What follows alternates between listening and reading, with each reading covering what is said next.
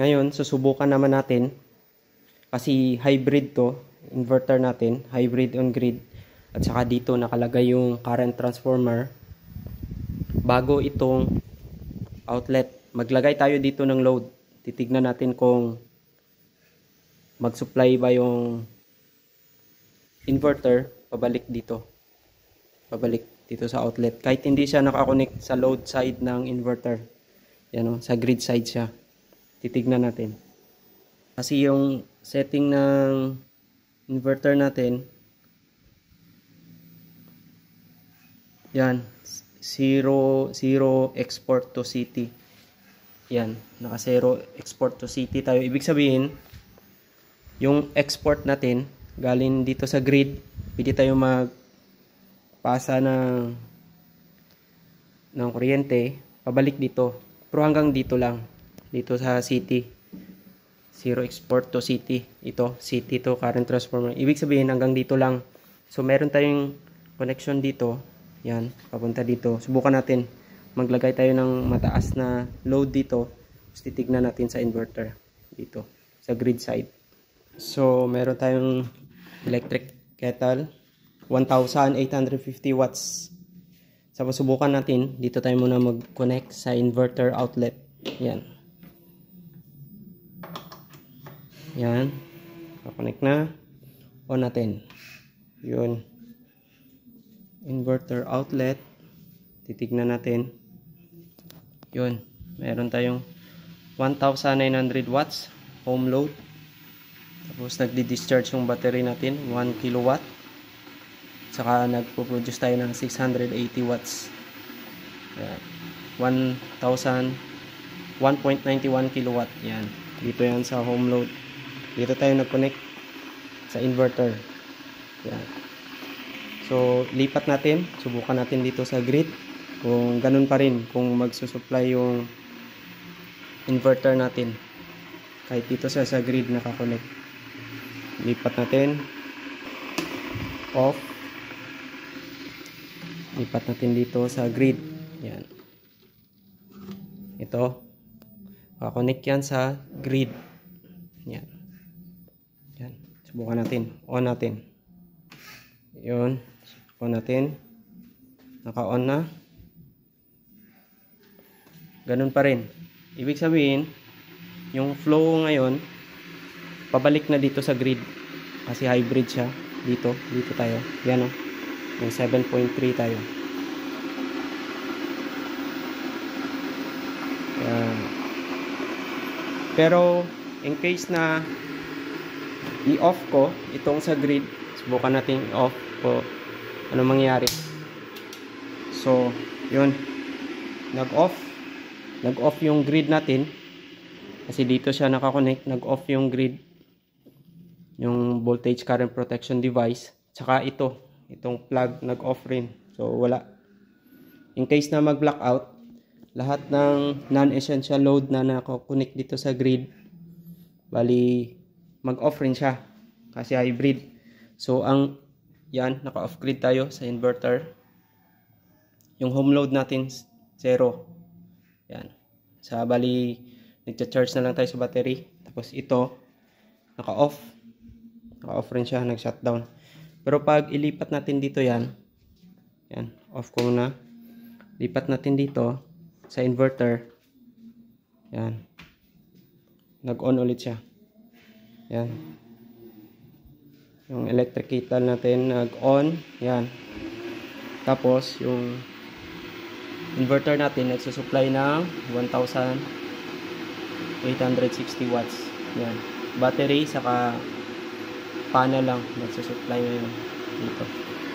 Diyan sa electric kettle natin.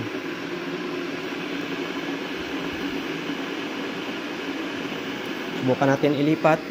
Off natin muna ito. Lipat natin dito. Tsaka on natin yung sa grid.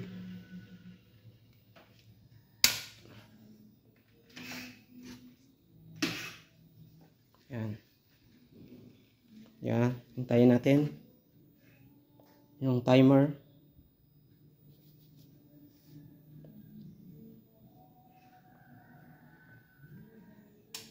Yun.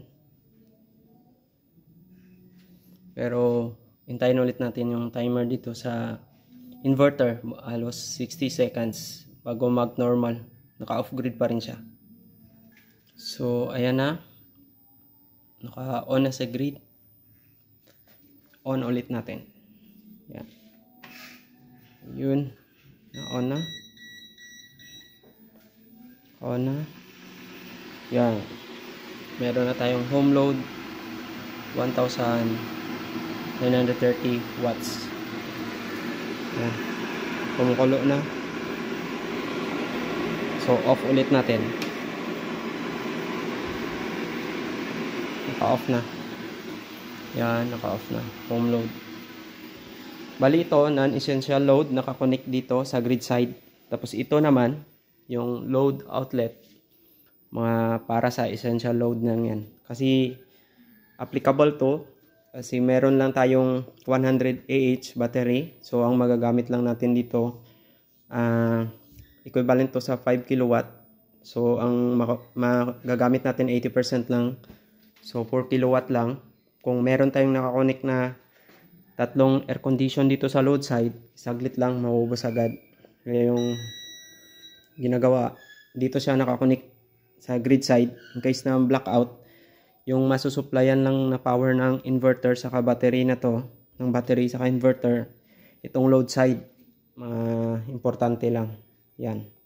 So ano naman mangyayari kung ilipat natin itong current transformer, yung limiter? Pagkatapos dito, after ng ito, yung sa outlet na yan, dito natin ilagay o dito. Titignan natin. So ayan, nilipat ko. Pagkatapos ng breaker, and after itong may outlet tayo after dyan, dito ko nilagay yung CT, yung current transformer o yung limiter natin dito. So subukan ulit natin, naka-on pa rin yung grid, inverter, battery, ganun pa rin. So on natin tong ating electric kettle. So yan na, naka-on na. Titignan natin kung may nakukuha ba tayong power galing sa battery saka inverter. Yan, walang amperahe. Yan, wala rin, wala tayong nakukuha. Ano? So importante itong positioning ng ating current transformer. So yan, kahit na gumagana yung electric kettle pero hindi tayo kumukuha ng power dahil dito tayo naglagay after nito outlet yung sa grid. So off muna natin, balik ulit natin. Yan. Balik natin doon sa bago mag outlet.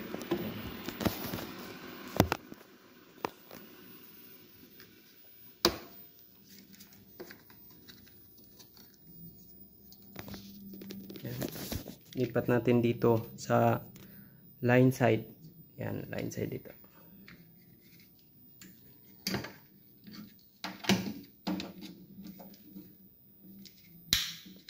Yun, pointing towards inverter pa rin. Tapos on natin. Yan.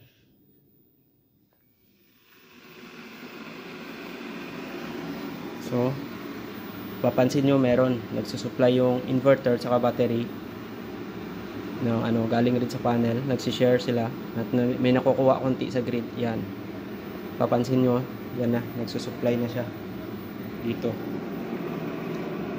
Ganito yung hybrid on grid yung setup. So ito yung inverter out na galing ATS. Ito connected to sa mga ilaw, TV, refrigerator, CCTV o mga desktop or mga lahat ng outlet na essential load nyo. Itong nasa naman after ng CT, current transformer or yung limiter, ito yung sa mga non-essential o yung mga matataas na load.